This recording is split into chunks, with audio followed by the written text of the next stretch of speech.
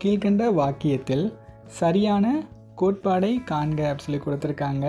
First நமக்கு என்ன statement கொடுத்துருக்காங்க, சில மெய்யெண்கள் பின்ன எண்கள் ஆகும். அதாவது 1-2 மெய்யெண்கள்லாம் பின்ன எண்கள் அப்படி சொல்லி கொடுத்துருக்காங்க. மெய்யிலேருந்து தான் பின்னத்துக்கு போகுது. நமக்கு ஆப்ஷன் டியை பாருங்களேன், பார்த்தாலே தெரியுது. ஏன்னா இது பின்னத்துலேருந்து மெய்க்கு போயிருக்கு. அப்போ இந்த ஆப்ஷன் கிடையாது, இதை நான் தூக்கிட்டேன்.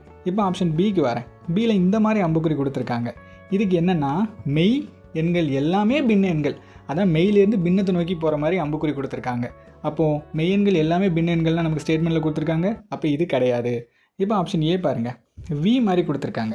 இதுக்கு வந்து இங்கிலீஷில் எய்தர் ஆர்னு சொல்லுவோம். ரெண்டில் ஏதாவது ஒன்று இருக்கலாம். அப்போது சில எண்கள் மெய்யெண்களாக இருக்கலாம், இல்லை பின்ன எண்களாக இருக்கலாம் அப்படின்னு கொடுத்துருக்காங்க. அப்போ இதுவும் கிடையாது. அப்போ ஆப்ஷன் சி தான் ஆன்சரு.